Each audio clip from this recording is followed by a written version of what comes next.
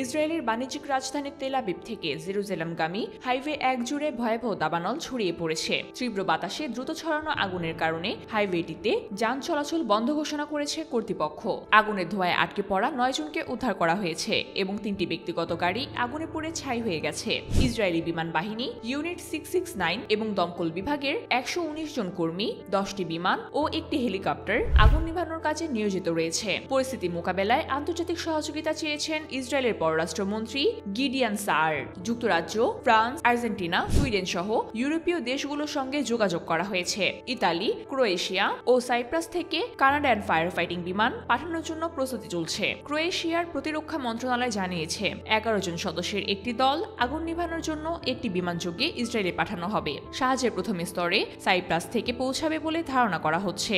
আগুনের ভয়াবহতা এভাবে বাড়তে থাকলে সাধারণ জনগণকে ঘটনাস্থল থেকে দ্রুত সরে যাওয়ার জন্য অনুরোধ করেছে প্রশাসন। পরিস্থিতি এখনো নিয়ন্ত্রণের বাইরে রয়েছে। এই দাবানলকে কেন্দ্র করে নতুন করে উদ্বেগ ছড়িয়ে পড়েছে পুরো অঞ্চল জুড়ে।